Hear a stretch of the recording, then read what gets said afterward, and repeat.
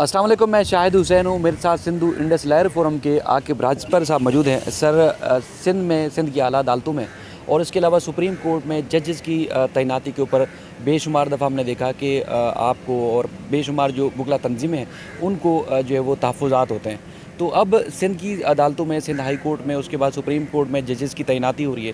तो इस बार क्या तहफ़्फ़ुज़ात हैं? पिछली दफ़ा जब हमने देखा कि बाज़ ने न सिर्फ अदालतों को ताले लगाए बल्कि भरपूर तरीके से एहतजाज भी किया, आपने भी रैलियाँ निकाली, एहतजाज भी किए।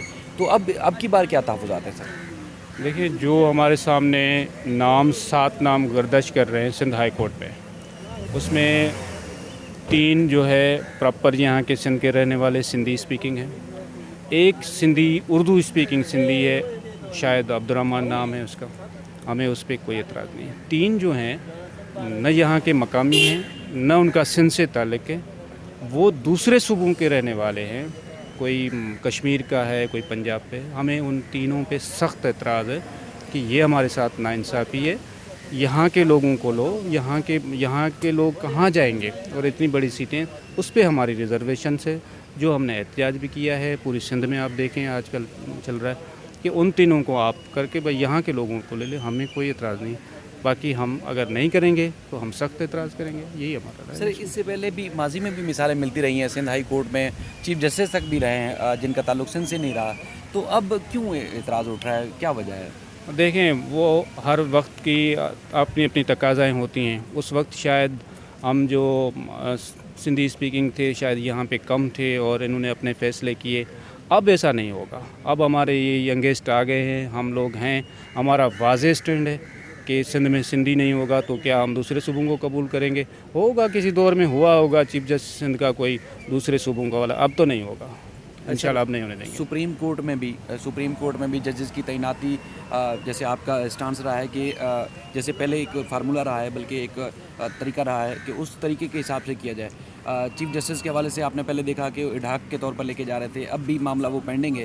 इस वजह से सुनने में आता है कि जजेस में या हाई कोर्ट के जजेस में काफ़ी तकसीम पाई जाती है।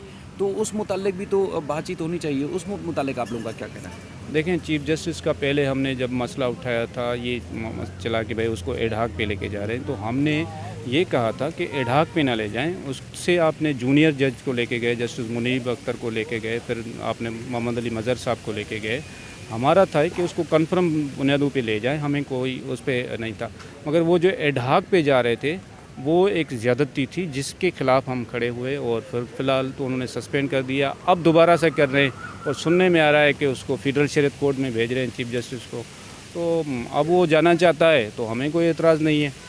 ख़ुद की अगर उसकी असेंट है तो उसकी मर्ज़ी। तो अब जो हाई कोर्ट में से सुनने में आ रहे हैं कि यहाँ पर भी तकरीबन 6-7वें नंबर के जज को एलिवेशन हो रही है, उनको तैनात किया जा रहा है। तो अब उसमें आपको कोई एतराज़ नहीं है और अब बाहर के भी कोई तहफ़्फ़ुज़ात सामने नहीं आ रहे? क्योंकि इसी महीने सुनने में आ रहे हैं कि जो सिंध हाई कोर्ट से एक अहम जज को जो काबिल तरीन सिंध हाई कोर्ट में समझे जाते हैं, उनकी एलिवेशन हो रही है। देखें, हमें सख्त एतराज़ है, क्योंकि पहले यहाँ तो रूल्स रेगुलेशन बनाएं, उसके बाद नहीं तो जो सीनियरिटी के जो प्रिंसिपल है उसके हिसाब से 2 सीटें सिंध के अभी वैकेंट हैं, चीफ जस्टिस गुलजार अहमद की एक वजह से, एक जस्टिस मकबूल बाकर साहब की। उन दोनों में एक चीफ जस्टिस सिंध अहमद अली शेख साहब को ले जाएं, दूसरा इरफान सादात साहब को ले जाएं और सिंध का जो है चीफ जस्टिस अकील अब्बासी साहब को बना ले। हमें कोई एतराज़ नहीं। ये जो पिक एंड चूज़ वाली बात है, हम इसकी मजम्मत करते हैं। हम तो कम से कम सिंधु इंडस लॉयर फोरम इस पर ज़रूर एहतजाज करेगा। हम अपना जितनी हमारी वक़्त होगी हम करेंगे।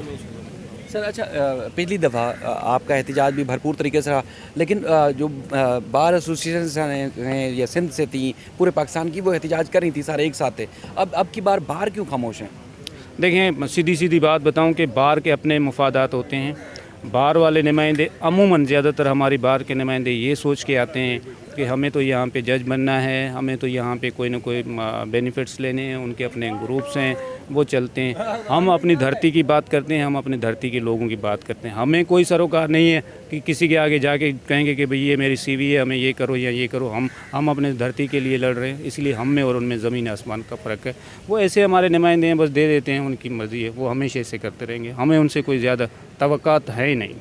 तो मुमकिन तौर पर अगर ये फैसले हो जाते हैं जो पेंडिंग में हैं, इस महीने ज़ाहिर हो जाएंगे, अगले महीने होंगे अगर, तो कुछ लोगों के ये कहना है कि पिछली बार हुकूमत में चूँकि इत्तेहादी एमक्यूएम थी, पीटीआई की हुकूमत थी, तो इस वजह से ज़्यादा शोर मचाया गया, इस वजह से ज़्यादा एहतजाज किए गए। अब चूँकि हुकूमत भी तब्दील हो चुकी है, तो फिर चाहे वो छठे सातवें नंबर के जजेस को सुप्रीम कोर्ट में एलिवेट किया जाए, या जैसे आप कह रहे हैं कि बाहर के जिनका डोमिसाइल शायद यहाँ का हो लेकिन उनका ताल्लुक सिंध से नहीं है, उनको तैनात किया जाए, तो इसलिए फिर वकला तंजीमें जो बड़े पैमाने पर एहतजाज ना करें।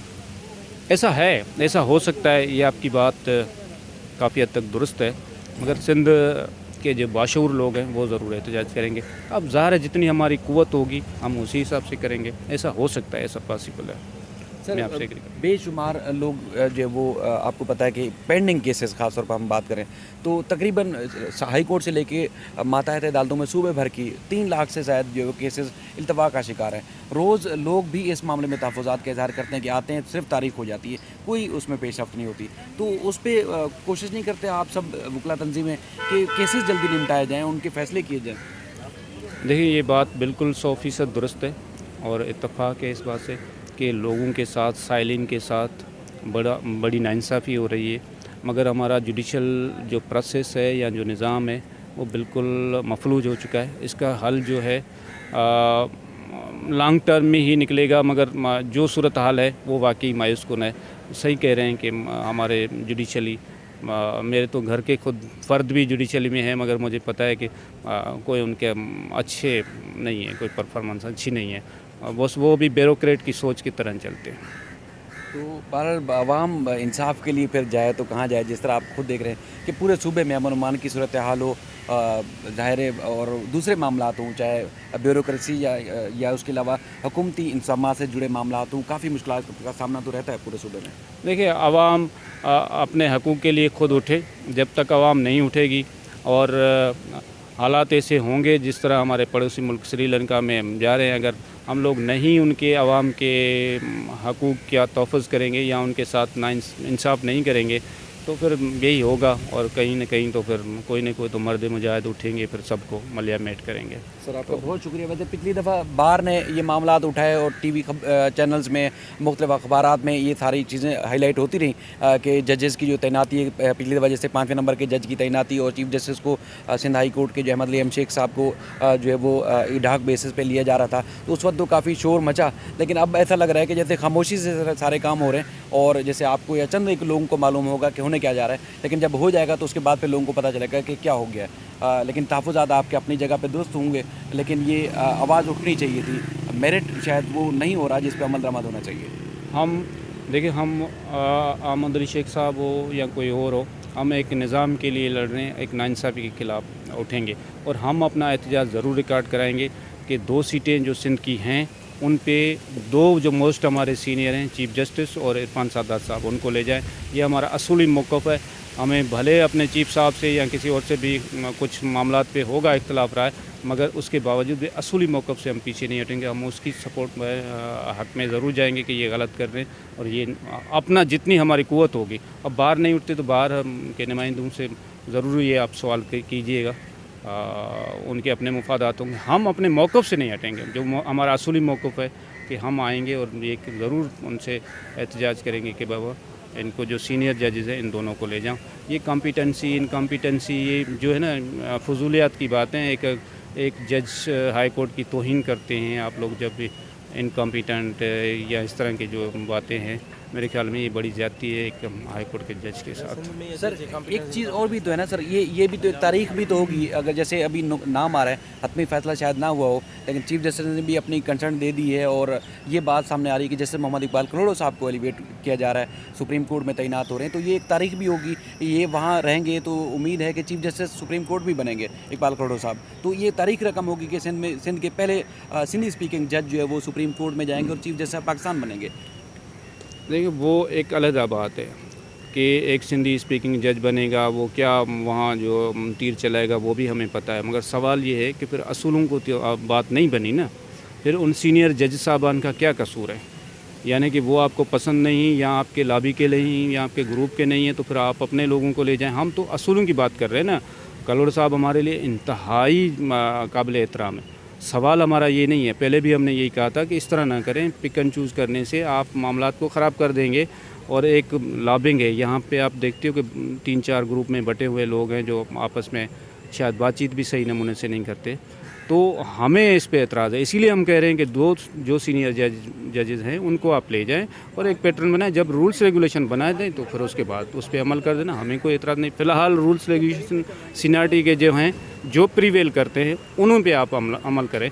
बाकी ये जो है ना, अपने मनपसंद लोगों को ले जाना, ये जाती है, ये सिस्टम को नाकारा बना देगी। सर आपका बहुत शुक्रिया। ये बात काफ़ी अरसे से थी, ज़ाहिर है सामने नहीं आ रही, लेकिन ये कोशिश करेंगे कि हम बाहर से सवाल भी उठाएं, क्योंकि जिस तरह का रवैया रहा है तो वाकई मोस्ट सीनियर जजेस सिंध हाई कोर्ट में सुनने में ये आता है कि उनके आपस में बातचीत भी नहीं है। तो बहरहाल बार को इस मामले में मौक़िफ़ रखना चाहिए। आपने तहफ़्फ़ुज़ात का इजहार किया, कोशिश करेंगे कि जहाँ तक पहुँचने चाहिए वो भी पहुँचाएँगे, और आपने अपना कीमती वक्त दिया सर, उसके लिए बहुत शुक्रिया। फिर किसी और मौजू के साथ आपकी खिदमत में हाज़िर होंगे। अल्लाह हाफ़िज़।